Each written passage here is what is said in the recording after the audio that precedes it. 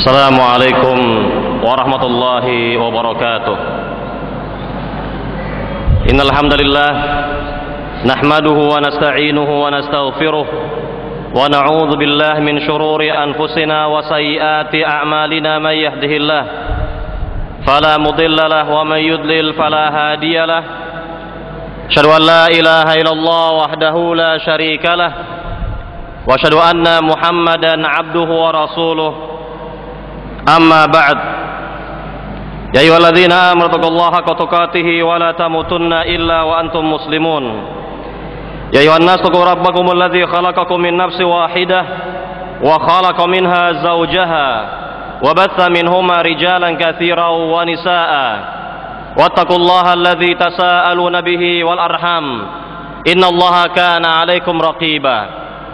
Ya ayyuhalladzina amanu taqullaha wa qulu qawlan sadida yuslih lakum a'malakum wa yaghfir lakum dhunubakum wa may yuti'illaha wa rasulahu faqad faza fawzan 'azima. Amma ba'd, fa inna asdaqal hadithi kitabullah wa khairal hadi hadi Muhammadin sallallahu alaihi wasallam wa syarrul umuri muhdatsatuha wa kullu muhdatsatin bid'ah wa kullu bid'atin dhalalah wa kullu dhalalatin finnar. Para jamaah kaum muslimin wal muslimat yang dimuliakan Allah Subhanahu wa taala,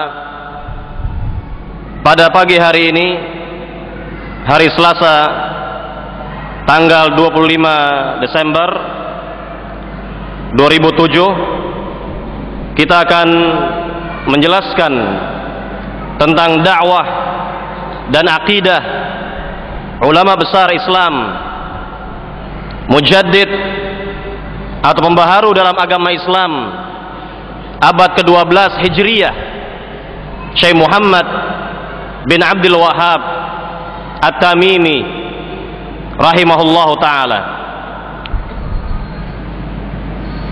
Maka dengan kajian pada pagi hari ini, kita berharap bagi kaum muslimin agar mengetahui di antara para ulamanya, mengetahui bagaimana dakwah ulama Islam, di antaranya Syekh Muhammad At-Tamimi rahimahullah, dan sekaligus sebagai bantahan terhadap mereka-mereka yang belum mengetahui siapa sebenarnya Syekh Muhammad At-Tamimi rahimahullah ta'ala. Karena kita dengar dan kita saksikan di negeri ini, lebih khusus tentang dakwah beliau yang tercemar, nama beliau yang tercemar. Hal tersebut disebabkan imma tidak mengetahui siapa beliau sebenarnya, bagaimana dakwah beliau yang sebenarnya, dan bagaimana akidah beliau yang sungguhnya. Atau ada pula di antara mereka yang sudah mengerti dan faham dakwah Syekh Muhammad At-Tamimi, Syekh Muhammad bin Abdul Wahhab At-Tamimi rahimahullah, namun karena faktor-faktor keduniaan dan hal-hal lain yang menyebabkan mereka menutup-nutupi kebenaran yang ada pada dakwah Syekh Muhammad At-Tamimi rahimahullah. Maka pepatah mengatakan, tak kenal maka tak sayang. Maka dengan demikian kita akan menjelaskan di pagi hari ini bagaimana dakwah dan akidah Syekh Muhammad At-Tamimi rahimahullah. Dan dalam hal ini barangkali di antara jamaah sudah memiliki buku, yaitu Hakikat Dakwah Syekh Muhammad bin Abdul Wahhab, yang ditulis oleh Syekh Abdurrahman bin Hamad Al-Umar, yang ada di hadapan para jamaah yang sudah memilikinya. Maka sebetulnya kajian ini saya tambahkan dari berbagai referensi lainnya atau maraji lainnya, seperti kitab yang ada di hadapan saya, yaitu Aqidatul Syekh Muhammad bin Abdul Wahhab As-Salafiyah, akidahnya Syekh Muhammad bin Abdul Wahhab As-Salafi. wa atharuha fil alamil islami, dan pengaruhnya terhadap dunia Islam, yang ditulis oleh Dr. Salih bin Abdullah bin Abdurrahman Al-Ubud. Beliau merupakan mantan dari rektor Jamiah Islamiyah, mantan rektor Islamic University Madinah Nabawiyah. Terdiri dari 2 jilid, dan buku ini merupakan risalah doktoral beliau di Jamiah Islamiyah. Maka ini diantara buku yang saya jadikan sebagai referensi atau marja. Kemudian diantara kitab lainnya yaitu Da'watul Imam Muhammad bin Abdul Wahhab, Salafiyah la Wahabiyah. Ini bukunya, bahwa dakwah Imam Muhammad bin Abdul Wahhab adalah salafiyah, dakwah salafi, dan bukan dakwah Wahabi, yang ditulis oleh Syekh Ahmad bin Abdul Aziz Abdullah Al-Husain. Dan juga termasuk yang menjadi rujukan saya adalah yakni materi perkuliahan yang diberikan oleh dosen ketika di Madinah, ketika saya berada pada tingkat kedua di Islamic University Madinah. Maka materi terkait dengan dakwah Syekh Muhammad bin Abdul Wahhab diberikan selama 1 tahun atau 2 semester pada tingkat kedua. Keterangan-keterangan dari dosen juga saya ambil, dan lain-lainnya yang menjadikan atau menjadi rujukan dari pembahasan kita di pagi hari ini.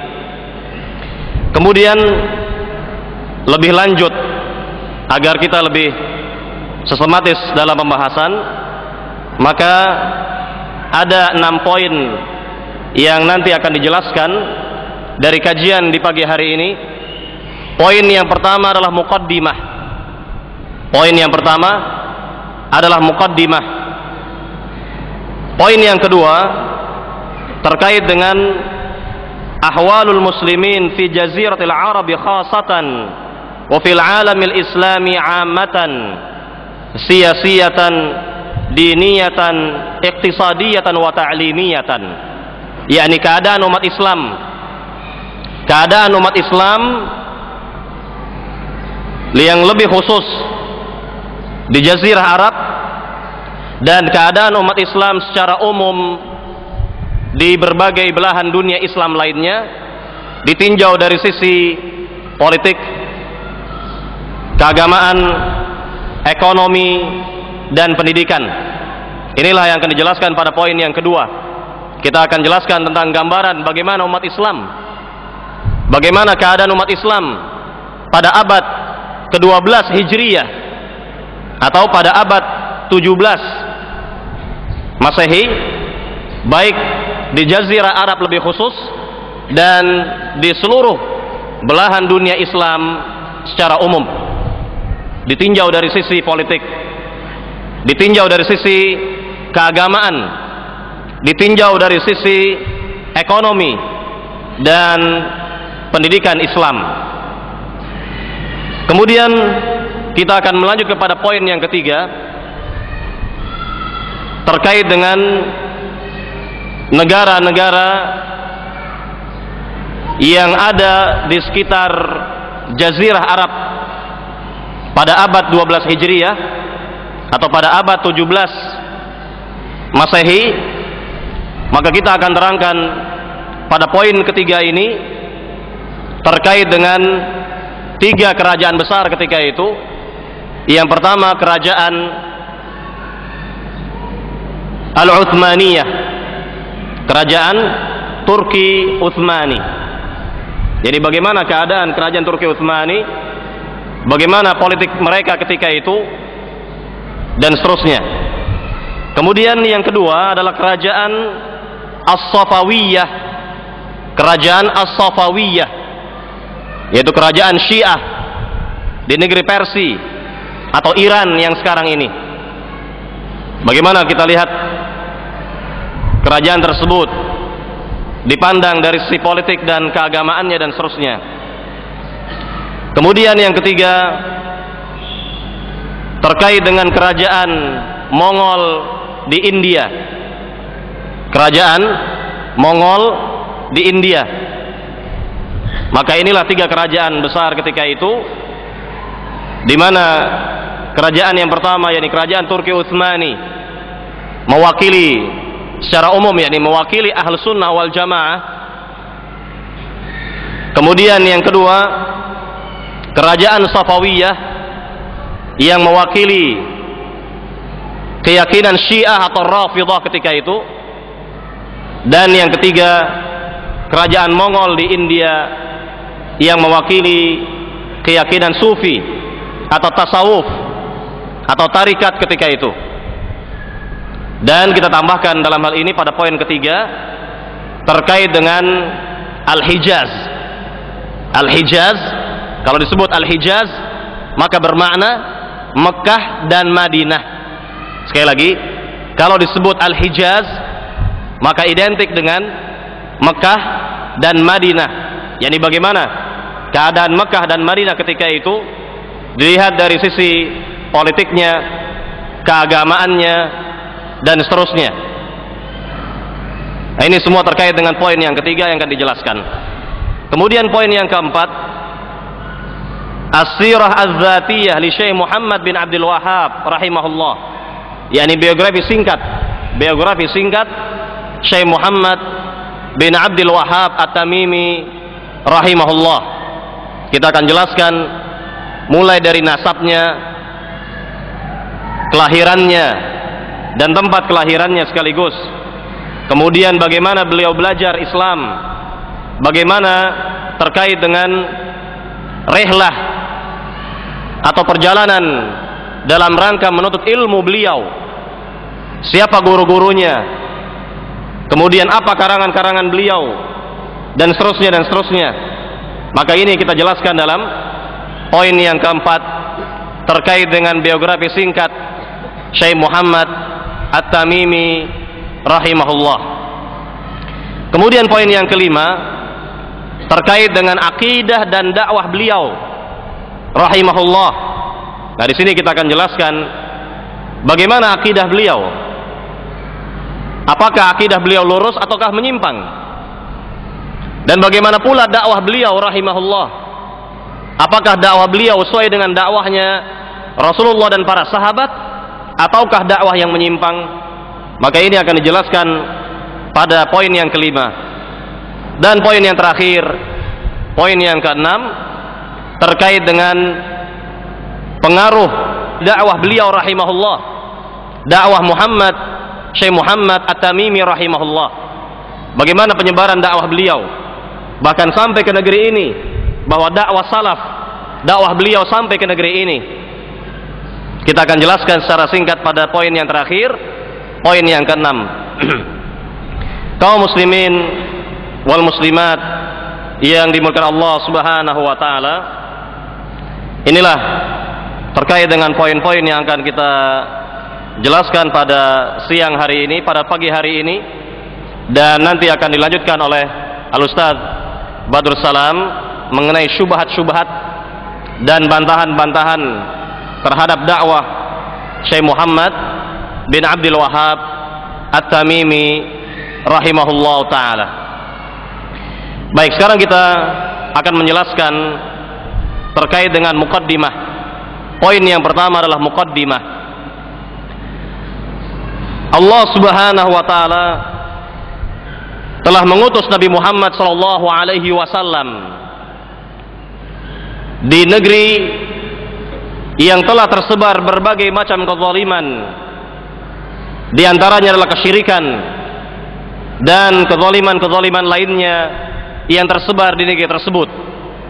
Maka Allah utus Nabi Muhammad sallallahu alaihi wasallam sebagai nabi akhir zaman, dan Allah katakan tentang beliau sallallahu alaihi wasallam dan juga keadaan masyarakat negeri Mekah ketika itu secara umum, keadaan manusia secara umum ketika itu, Allah jelaskan dalam surat Ali Imran ayat 164 dan juga surat Al-Jumu'ah ayat 2 Allah berfirman, wa in kanu min qablu lafi dhalalim mubin, dan mereka yakni manusia sebelum diutusnya Nabi Muhammad mereka dalam keadaan dhalalum mubin, yakni kesesatan yang nyata. Maka ayat yang mulia ini ditafsirkan oleh Imamul Mufassirin, Al-Imam Ibnu Katsir rahimahullah. Kata beliau dalam menafsirkan ayat wa in kanu min qablu lafi dhalalim mubin, kata beliau wa in kanu min qablu ay min qabl hadzal rasul, yakni manusia sebelum diutusnya Rasul tersebut, sebelum diutusnya Nabi Muhammad sallallahu alaihi wasallam, lafi dhalalim mubin, yaitu lafi ghayyin wa jahlin zahir jaliyin bayyin likulli ahadin, yakni manusia dalam keadaan jahil, dalam keadaan bodoh, awam, sesat yang nyata bagi setiap manusia yang melihatnya. Jadi jelas dari ayat yang mulia ini bahwa keadaan manusia sebelum diutus Nabi Muhammad SAW adalah dalam keadaan yang sesat. Mereka beribadah kepada selain Allah Subhanahu wa taala, menyembah tuhan-tuhan yang banyak selain dari Allah Subhanahu wa taala. Maka dengan diutusnya Nabi Muhammad SAW kepada mereka dan kepada seluruh manusia bahkan, maka ini merupakan petunjuk, ini merupakan karunia yang besar, nikmat yang besar bagi seluruh manusia. Dengannya manusia mendapatkan petunjuk, manusia mendapatkan cahaya Islam. Maka dengan demikian Rasulullah SAW menjelaskan agama Islam seluruhnya dari A sampai Z sehingga beliau wafat, dan agama Islam tentunya telah sempurna jauh sebelum beliau wafat. Kurang lebih 2 bulan sebelum beliau wafat, ketika Rasulullah SAW melaksanakan haji wada tahun ke-10 Hijriyah, haji perpisahan, dengan turunlah ayat yang mulia yang tercantum dalam surat Al-Maidah ayat 3, al-yawma akmaltu lakum dinakum wa atmamtu alaikum ni'mati wa raditu lakum al-islam madina. Pada hari ini telah kusempurnakan bagimu agamamu dan telah kucukupkan nikmatku atasmu, dan aku ridha Islam menjadi agamamu. Dengan demikian bahwa sebelum Nabi Muhammad SAW wafat, jelaslah bagi kita bahwa agama Islam agama yang telah sempurna. Kemudian ketika Rasulullah SAW wafat, maka diteruskan oleh para sahabatnya radhiyallahu anhum ajma'in. Di antara mereka adalah Al-Khulafa'ur Rasyidin, Abu Bakar, Umar, Utsman, Ali bin Abi Thalib radhiyallahu anhum ajma'in. Maka umat Islam ketika itu masih berada pada agamanya yang lurus, kebenaran mendominasi, sunnah-sunnah Nabi banyak difahami oleh manusia ketika itu. Belum ada penyimpangan-penyimpangan kecuali sedikit pada zaman tersebut. Maka ketika abad demi abad berlalu,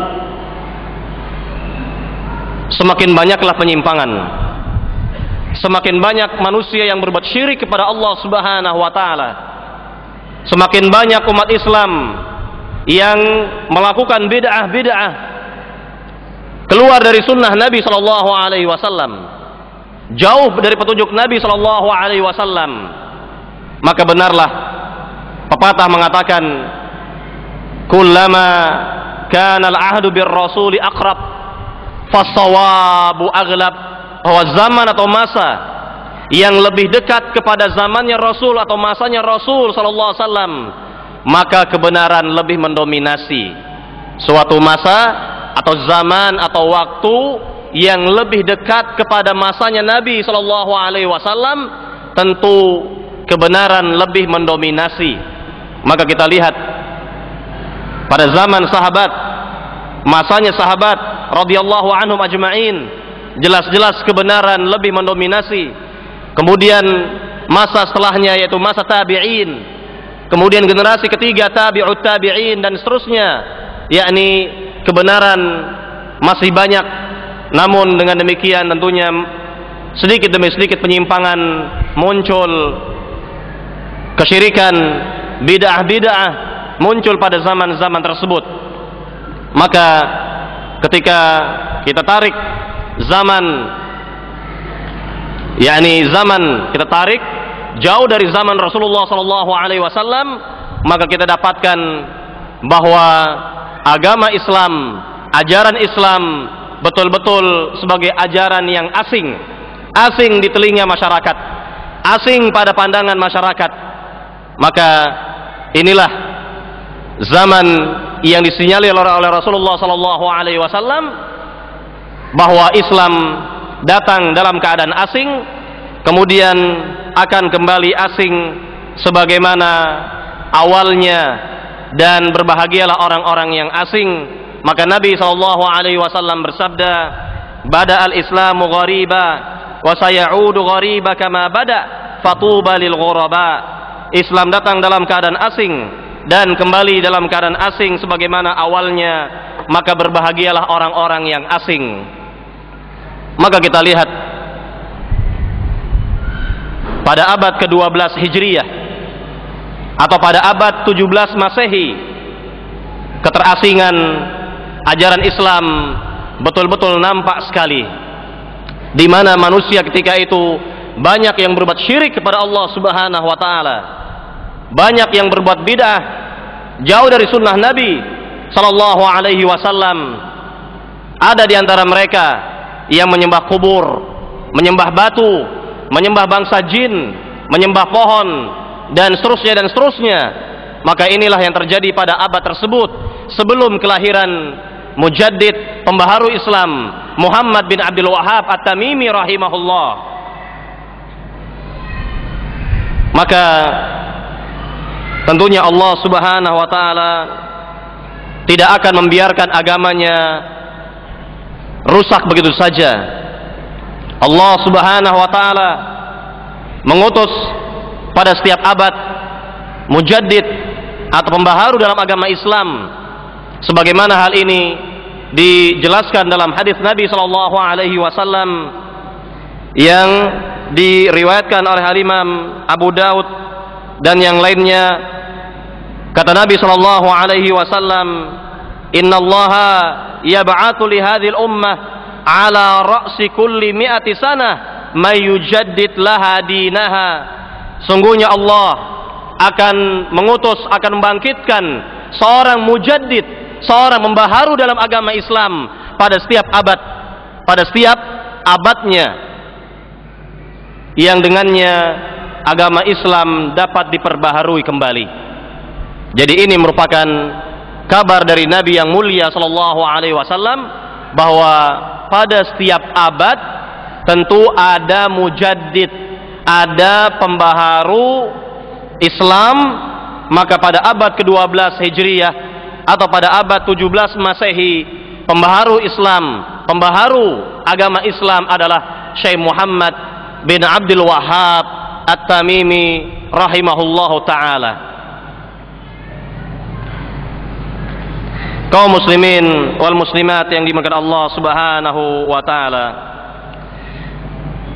terkait dengan Syekh Muhammad bin Abdul Wahhab At-Tamimi rahimahullah yang dikatakan sebagai mujaddid, pembaharu agama Islam pada abad 12, maka di antara persaksian ulama-ulama Islam dunia, di antara persaksian ulama-ulama Islam dunia yang menjelaskan bahwa beliau rahimahullah adalah seorang mujaddid, seorang membaharu Islam pada abad 12, di antaranya adalah perkataan Syekh Muhammad Rashid Ridha Syekh Muhammad Rashid Ridha menyebutkan hal ini di dalam kitab Tarikh Al-Imam Muhammad Abduh, sejarah Al-Imam Muhammad Abduh. Kata beliau rahimahullah, kana Syekh Muhammad bin Abdul Wahhab rahimahullah ta'ala mujaddidan lil Islam fi biladi Najdin bi irja'i ahlihi 'ani syirk wal bid'ah allati fashat fihim ila tauhid was sunnah. Kata Syekh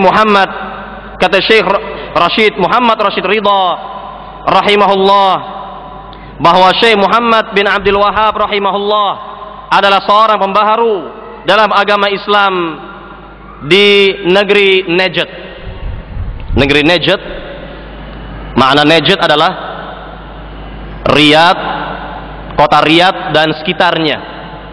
Jadi tengah-tengah kerajaan Arab Saudi itu dahulu disebut dengan Najd. Adapun kota Mekah dan Madinah disebut apa? Hijaz, wilayah Hijaz. Adapun kota Riyadh dan sekitarnya maka disebut sebagai wilayah Najd. Maka kata Syekh rahimahullah bahwa Syekh Muhammad bin Abdul Wahhab rahimahullah sebagai pembaharu dalam agama Islam di negeri Najd, dan beliau telah mengembalikan penduduknya dari perbuatan syirik dan bid'ah-bid'ah yang tersebar ketika itu kepada tauhid dan sunnah. Dan ini merupakan pengakuan, ini merupakan keterangan dari ulama Islam, yaitu Syekh Muhammad Rashid Ridha rahimahullah tentang Syekh Muhammad bin Abdul Wahhab At-Tamimi rahimahullah. Atau lebih lanjut kita terangkan dari keterangan yang kedua, yaitu dari keterangan Syekh Abdul Aziz bin Baz mengenai Syekh Muhammad At-Tamimi sebagai seorang mujaddid, sebagai pembaharu Islam. Apa kata beliau? Wa kana min jumlati haula'il a'immah al-muhtadin wad-du'atil muslihin al-imam al-allamah al-habr al-fahamah mujaddid man darasa min ma'alimil Islam fil qarni tsani ashar wad-da'i ila sunnati khairil bashar Syekh Muhammad bin Abdul Wahhab bin Sulaiman bin Ali At-Tamimi Al-Hambali tayyiballahu tarah wa akrama fil jannati mathwah. Kata beliau rahimahullah bahwa di antara para ulama yang mendapatkan petunjuk, di antara para dai yang memperbaiki umat, al-imam al-allamah mujaddid yang ada di dunia Islam pada abad ke-12 Hijriyah, seorang da'i, yaitu penyeru kepada sunnah Rasulullah SAW, Syekh Muhammad bin Abdul Wahhab bin Sulaiman bin Ali At-Tamimi Al-Hambali. Semoga Allah mensucikan roh beliau dan memuliakan beliau dengan surganya, menempatkan beliau di surganya. Maka ini merupakan keterangan dari Syekh bin Baz tentang seorang mujaddid pada abad ke-12 Hijriyah yang bernama siapa? Muhammad bin Abdul Wahhab At-Tamimi rahimahullah ta'ala. Maka cukup bagi kita dua keterangan ulama besar Islam. Kemudian kaum muslimin wal muslimat yang dimuliakan Allah subhanahu wa ta'ala, ini semua terkait dengan muqaddimah. Maka sekali lagi bahwa Syekh Muhammad At-Tamimi rahimahullah sebagai seorang mujaddid Islam pada abad ke-12 Hijriyah atau pada abad 17 Masehi rahimahullah ta'ala. Kemudian sekarang kita menuju kepada pembahasan dari poin yang kedua tentang keadaan umat Islam secara khusus di Jazirah Arab dan keadaan umat Islam secara umum di negeri-negeri Islam lainnya di dunia ini.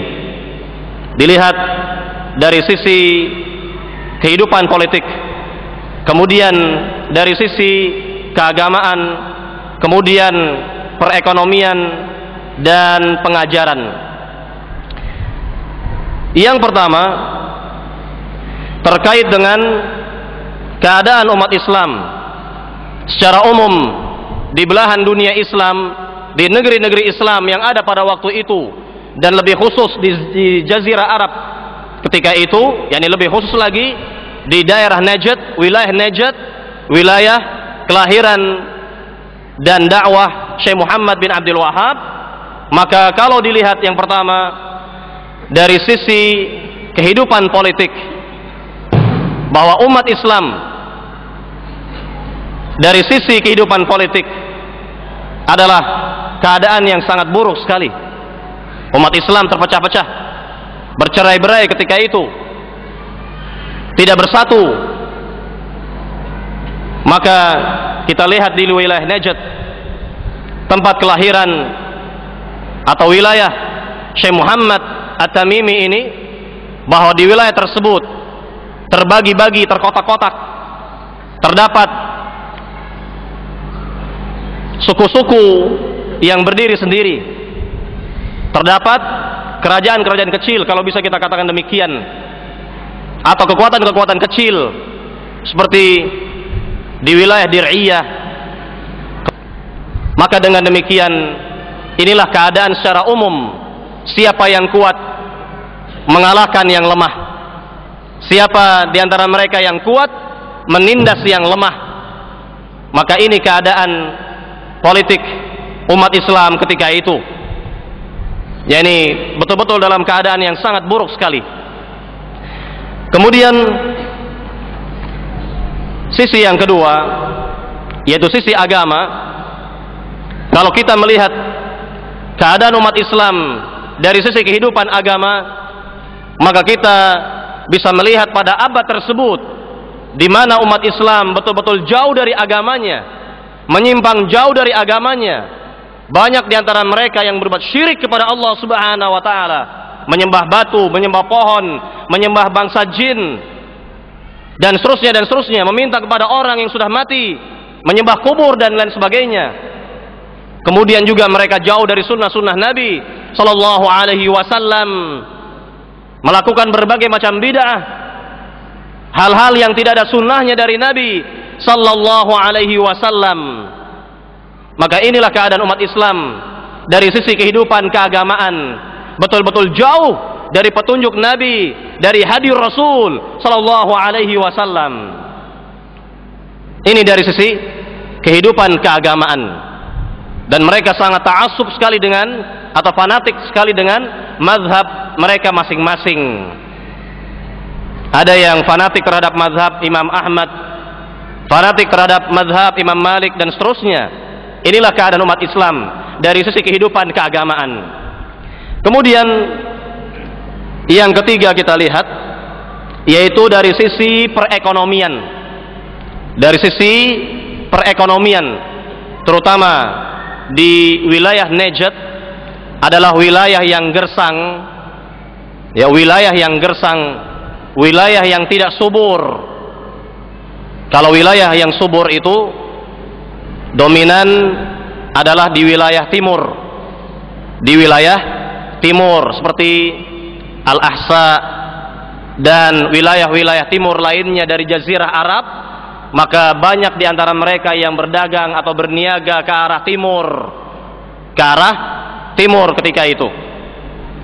Jadi jelas-jelas wilayah Najd adalah wilayah yang gersang, dan sebetulnya adalah wilayah yang tidak tepat untuk dijadikan sebagai sentral perekonomian, karena jelas-jelas mereka adalah orang yang tidak bisa mengandalkan, yakni ada dari hasil buminya. Karena betul-betul wilayah yang gersang, maka tidak bisa mereka yakni bercocok tanam atau pertanian dan lain sebagainya. Maka ini terkait dengan perekonomian. Kemudian sisi yang keempat, yaitu sisi pengajaran atau pendidikan.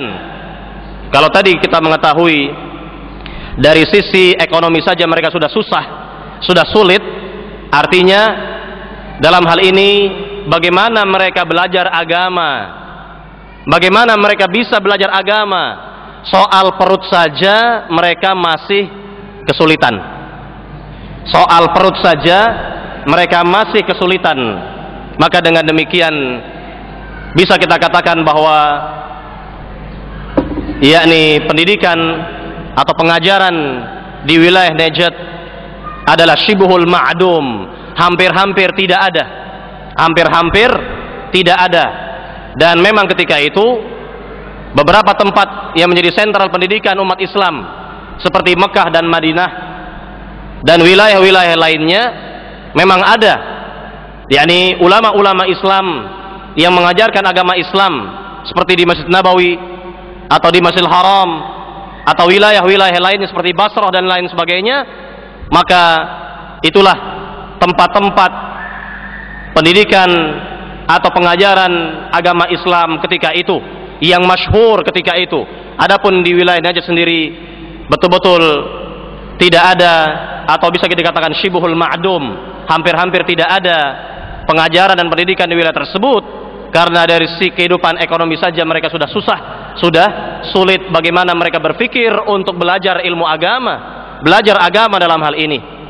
Maka inilah terkait dengan gambaran secara umum keadaan umat Islam sebelum kelahiran Syekh Muhammad At-Tamimi rahimahullah pada abad 12 Hijriyah atau pada abad 17 Masehi.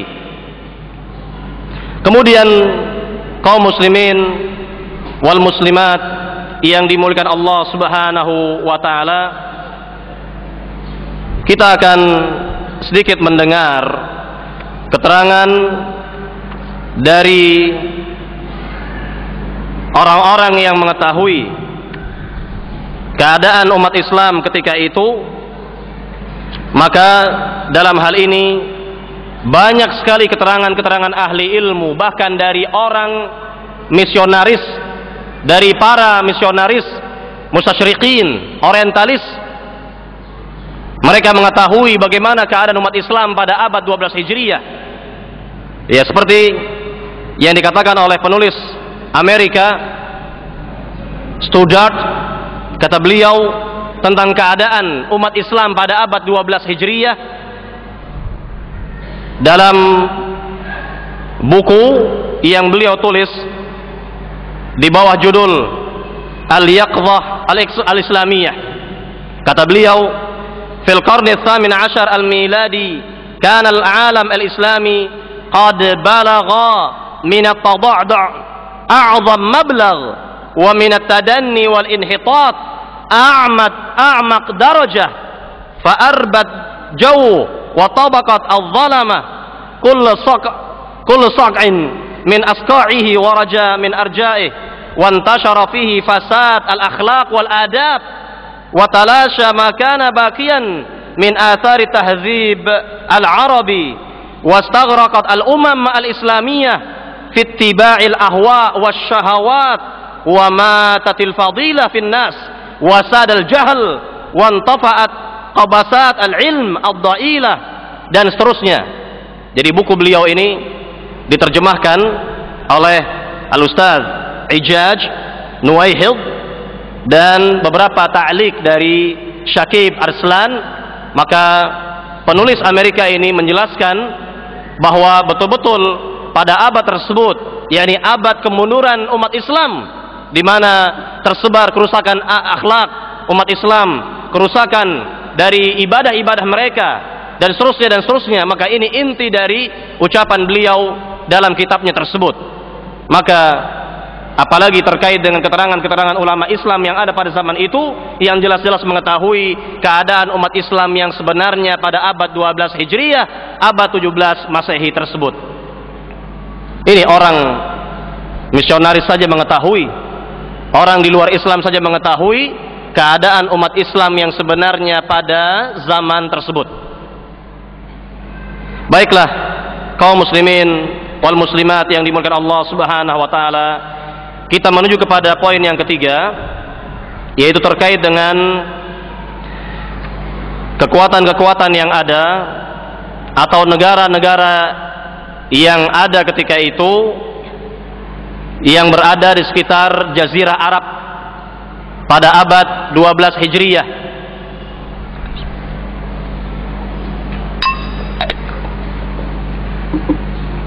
Yang pertama adalah kerajaan Turki Utsmani. Kita akan melihat bagaimana kerajaan Turki Utsmani pada saat itu. Kemudian yang kedua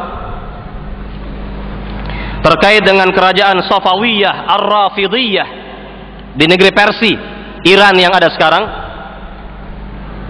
Dan yang ketiga kerajaan Mongol di India. Maka seperti yang tadi saya jelaskan di awal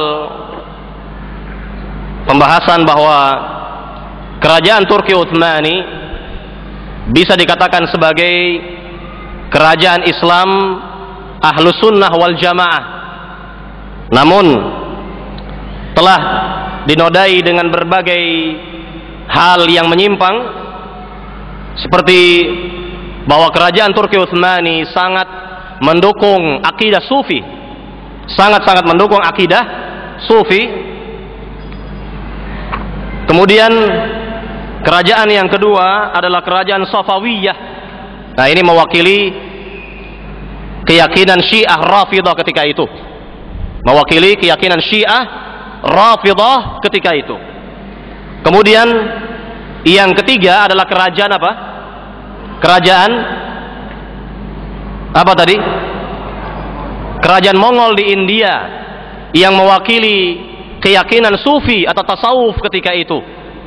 Maka inilah yang akan kita jelaskan secara singkat tiga kerajaan besar yang ada pada saat itu. Kerajaan yang pertama adalah kerajaan Turki Utsmani pada abad ke-12 Hijriyah. Jelas-jelas kerajaan Turki Utsmani mulai surut kekuatannya, mulai surut kekuasaannya, di mana kerajaan-kerajaan Nasrani ketika itu berusaha menghancurkan kerajaan Turki Utsmani. Di antaranya adalah kerajaan Rusia, Jerman dan lain sebagainya.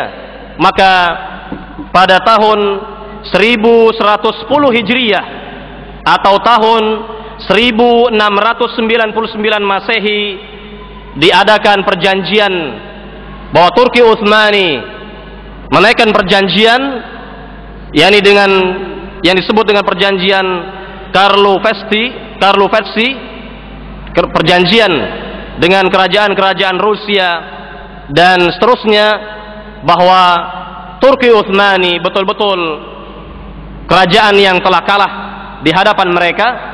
Maka dengan demikian pada zaman itu, pada abad ke-12 Hijriyah, Turki Utsmani mengalami kemundurannya dan seterusnya sampai kita saksikan di awal-awal abad 19 tentang kehancuran kerajaan Turki Utsmani.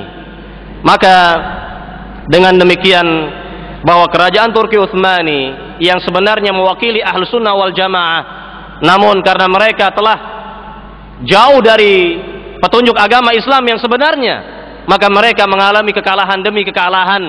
Negeri-negeri Islam yang mereka dikuasai oleh orang-orang non-Muslim ketika itu.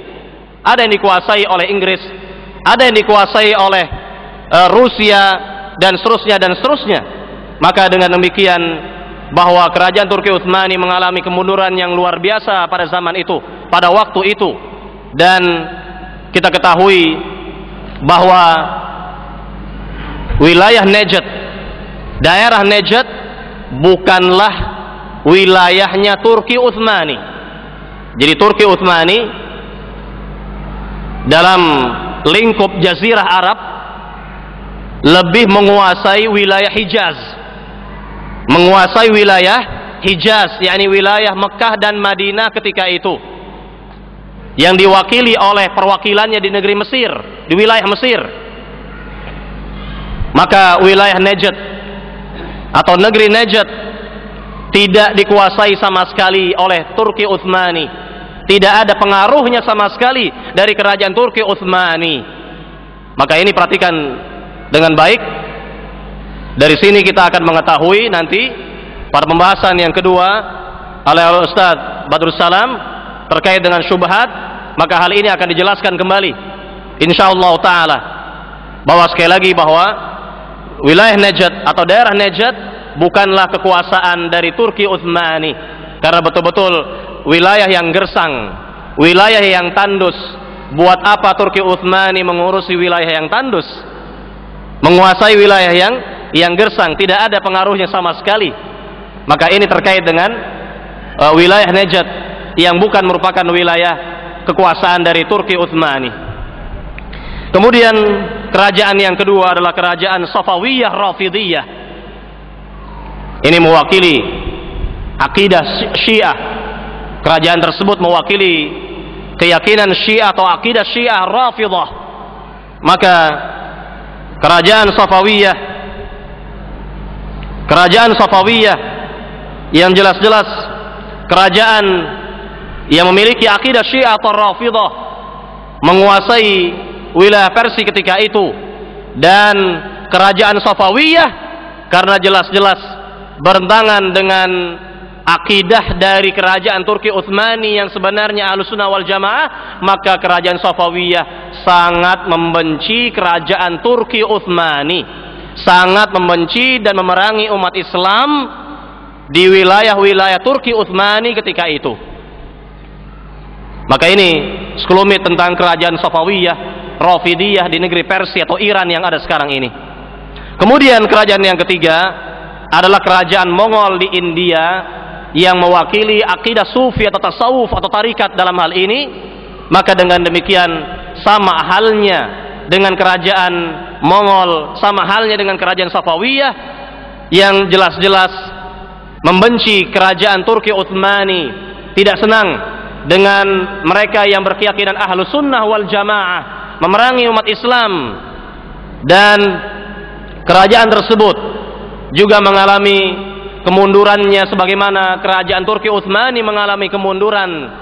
Terdapat perang saudara di antara mereka sehingga orang-orang Hindu di India menguasai umat Islam, menguasai kerajaan Mongol di India.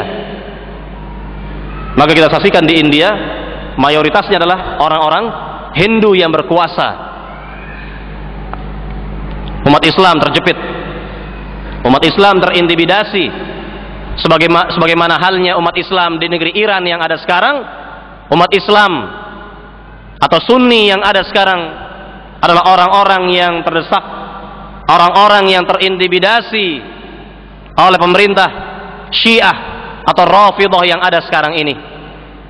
Maka ini sekelumit tentang kekuatan-kekuatan yang ada pada abad 12 Hijriyah, kerajaan-kerajaan yang ada pada abad 12 Hijriyah. Dan bisa kita tambahkan di sini terkait dengan Hijaz, yakni kota Mekah dan Madinah, yang ketika itu kota Mekah dan Madinah dipimpin oleh para asyraf, al-asyraf, yakni orang-orang yang kata mereka adalah orang-orang mulia, keturunan Nabi Muhammad SAW, di mana mereka memimpin Mekah dan Madinah di bawah kekuasaan kerajaan Turki Utsmani. Maka mereka adalah orang-orang yang jelas-jelas telah rusak akidahnya, rusak manhajnya, rusak dakwahnya, karena terbukti bahwa di negeri Mekah dan Madinah ketika itu tersebar berbagai macam kesyirikan. Kubur-kubur disembah oleh kaum muslimin, mereka menyembah pohon, batu dan lain sebagainya, dan itu dibiarkan oleh para asyraf dan juga dibiarkan oleh para penguasa Turki Utsmani ketika itu, yang jelas-jelas sangat lemah keadaan mereka, lemah agama, lemah akidah, lemah manhaj, lemah dakwah, dan lemah segala-galanya. Maka mereka tidak bisa meluruskan dan mengembalikan ajaran Islam yang sebenarnya. Maka inilah yang kita lihat di negeri Mekah dan Madinah atau wilayah Hijaz yang ada ketika itu, di mana kubur Nabi juga disembah. Mereka tawaf mengelilingi kubur Nabi sallallahu alaihi wasallam dan berbagai penyimpangan lainnya yang ada di Madinah dan di Mekah ketika itu. Maka inilah gambaran terkait dengan Hijaz atau Mekah dan Madinah, dan sebelumnya 3 kerajaan yang ada pada abad tersebut. Maka kaum muslimin wal muslimat yang dimuliakan Allah Subhanahu wa taala, sekarang kita menuju kepada pembahasan as-sirah az-zatiyah, yakni biografi singkat Syekh Muhammad At-Tamimi rahimahullah taala, biografi singkat beliau. Maka kalau dilihat dari buku ini tentunya tidak ada secara gamblang, tidak disebutkan sejarah atau biografi dari Syekh Muhammad At-Tamimi rahimahullah. Maka kita sebutkan terkait dengan biografi beliau rahimahullah taala bahwa Syekh Muhammad At-Tamimi adalah seorang yang dilahirkan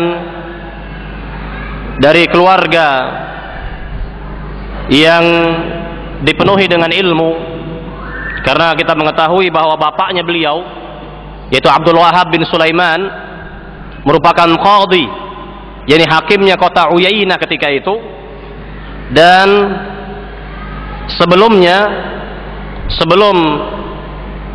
Syekh Abdul Wahhab bin Sulaiman, yakni bapaknya beliau Sulaiman At-Tamimi merupakan hakim wilayah Najd, hakim wilayah Najd secara keseluruhan ketika itu, lebih khusus Uyainah.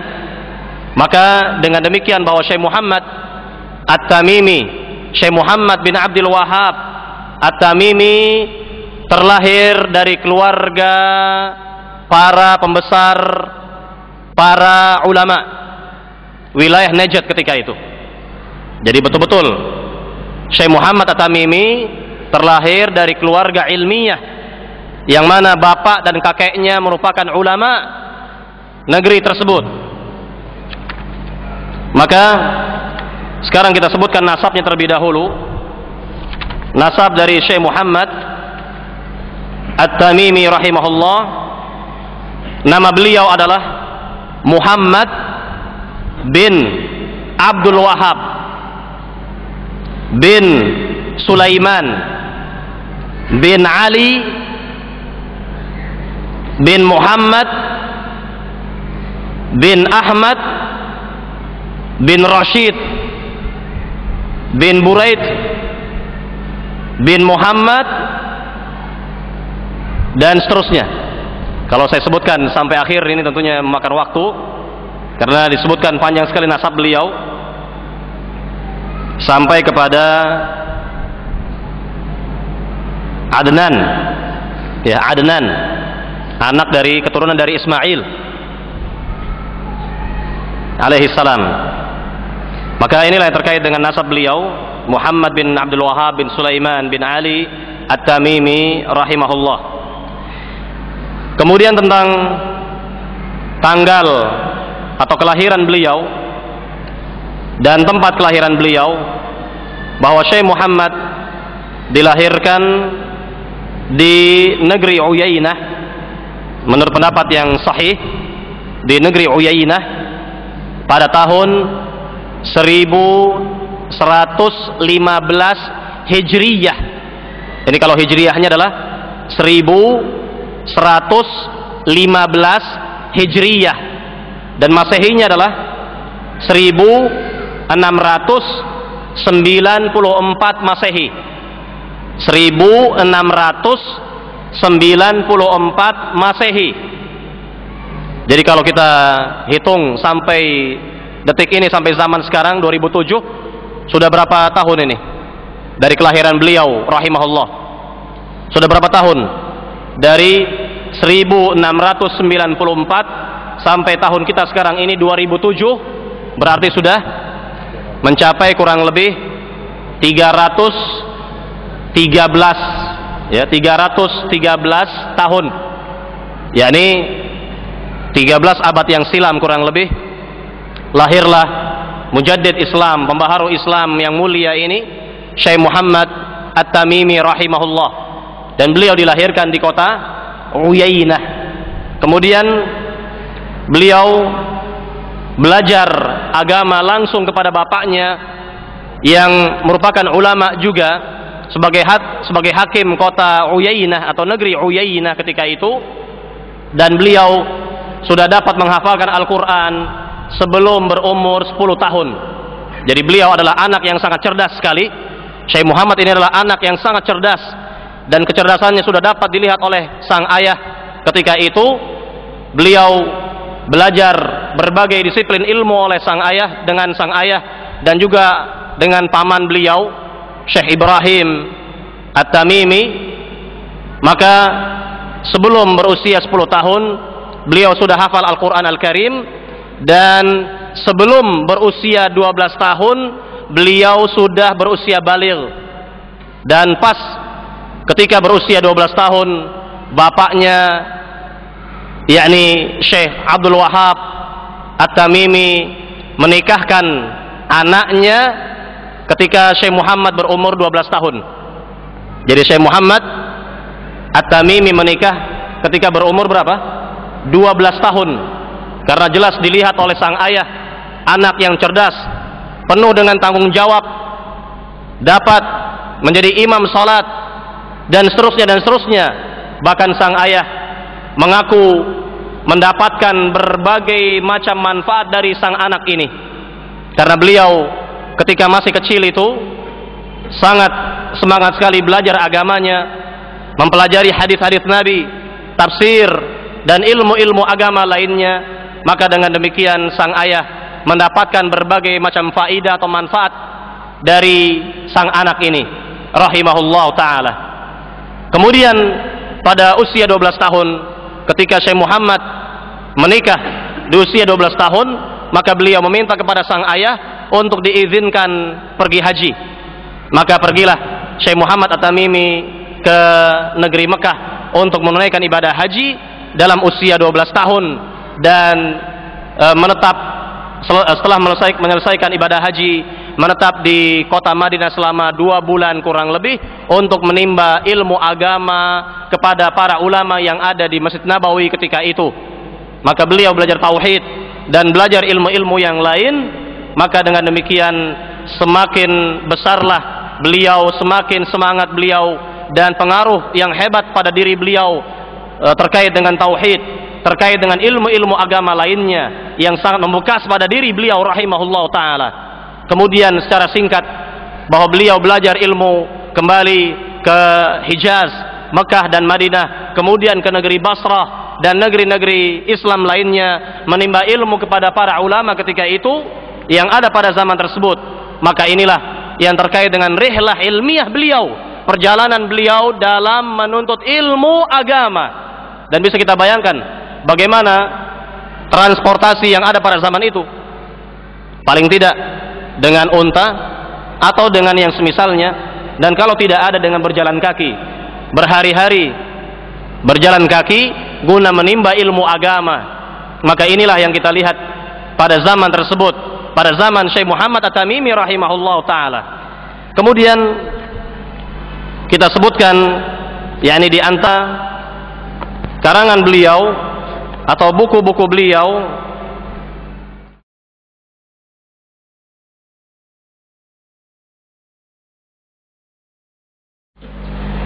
di antara karya-karya ilmiah yang beliau tulis pada zamannya, yang pertama adalah kitab tauhid. Kitab tauhid, dan ini merupakan kitab yang luar biasa, banyak disyarah atau dijabarkan oleh para ulama, dan kita saksikan pada zaman sekarang bahwa buku tersebut beredar di berbagai penjuru dunia, di negeri-negeri Islam terutama. Maka ini menunjukkan tentang keikhlasan beliau di dalam menulis karya ilmiah. Kemudian di antara karya ilmiah lainnya adalah Kashfus Syubhat, kitab Kashfus Syubhat.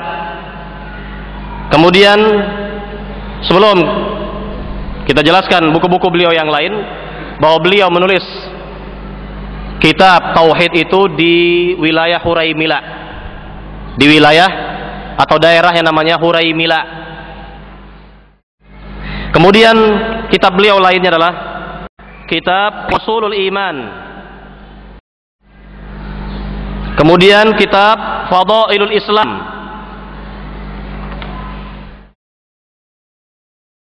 Dan masih banyak kitab-kitab beliau lainnya yang beliau tulis. Sekali lagi, masih banyak lagi kitab-kitab beliau lainnya yang beliau tulis. Kemudian terkait dengan wafatnya beliau,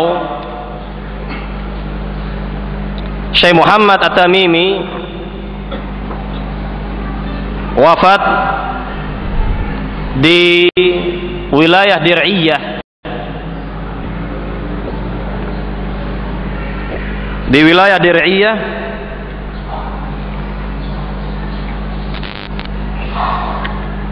pada hari Senin di akhir bulan Syawal. Hari Senin di akhir bulan Syawal tahun 1206 Hijriyah. 1206 Hijriyah. Jadi kurang lebih berapa umur beliau? Dari kelahiran beliau 1115 Hijriyah sampai beliau wafat tahun 1206 Hijriyah. Kira-kira umur beliau adalah 91 atau 92. Umur beliau 91 atau 92 rahimahullah ta'ala. Maka ini terkait dengan hari wafatnya atau tanggal dari wafatnya Syekh Muhammad At-Tamimi rahimahullah ta'ala.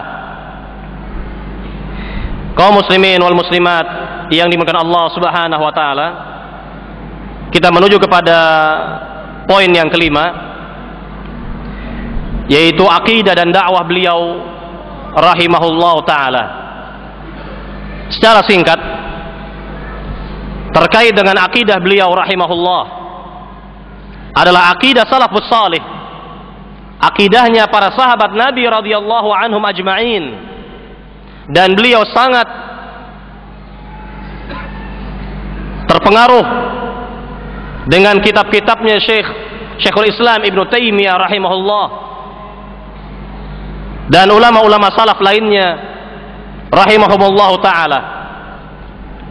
Jadi beliau adalah orang yang sangat mencintai Syekhul Islam Ibnu Taimiyah, banyak membaca karya-karya Syekhul Islam Ibnu Taimiyah dan ulama-ulama salaf lainnya.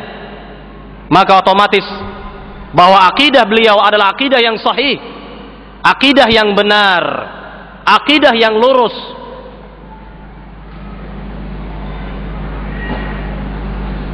Maka bisa dibuktikan sendiri dengan melihat karya-karya ilmiah beliau yang beliau tulis pada masa beliau.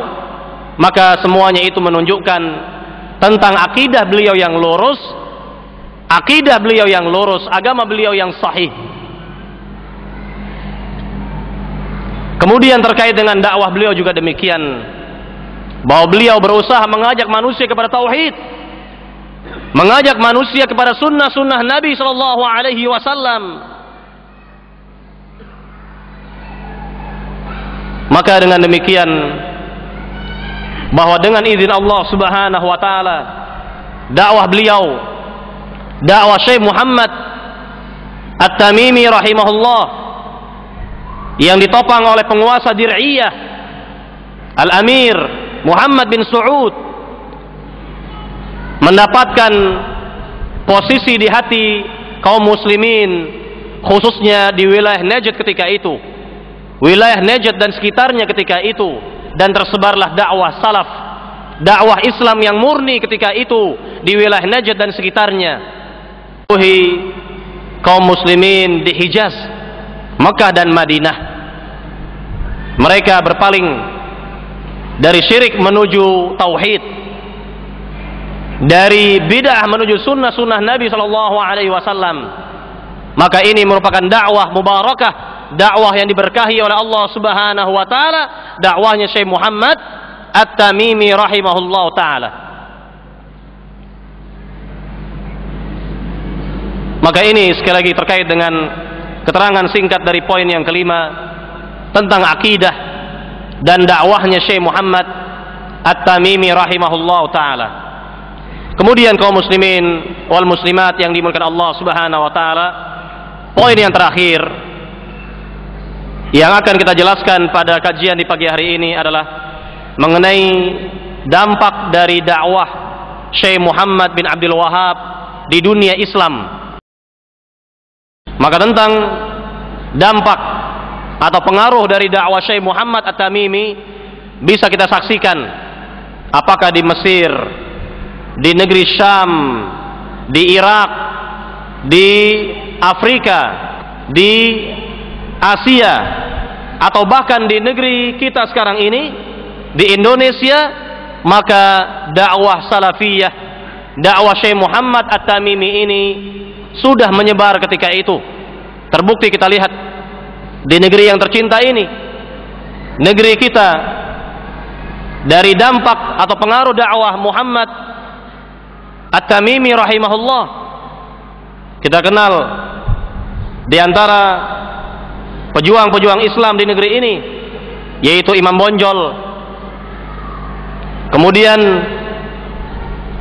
yang lainnya di mana mereka menunaikan ibadah haji dan sekaligus menimba ilmu kepada ulama-ulama negeri Mekah dan Madinah yang ada ketika itu, dan jelas-jelas wilayah Hijaz ketika itu sudah terwarnai dengan dakwahnya Syekh Muhammad At-Tamimi rahimahullah.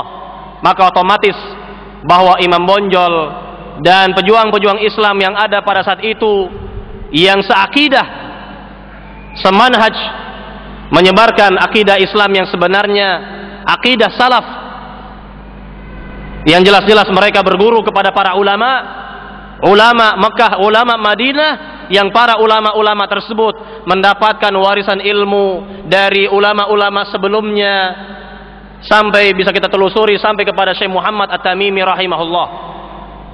Maka ini terkenal, ini yang kita saksikan, ini yang kita lihat di negeri ini, bahwa dakwah salaf sudah ada sekian abad yang silam di negeri ini. Dakwah salaf sudah ada sekian abad yang silam di negeri ini.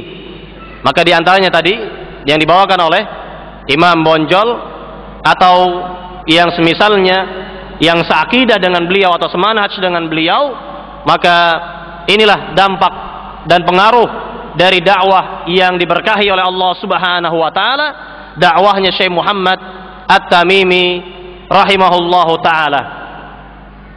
Barangkali inilah yang dapat saya sampaikan pada pagi hari ini, 6 poin dari muqaddimah sampai poin yang ke-6, yaitu pengaruh dan dampak dari dakwah Syekh Muhammad At-Tamimi. Maka sekarang kita akan mendengarkan dari Al-Ustaz Badrus Salam terkait dengan syubhat-syubhat dan bantahan-bantahan yang ditujukan kepada dakwah Syekh Muhammad At-Tamimi rahimahullah. Falyatafaddal mashkura.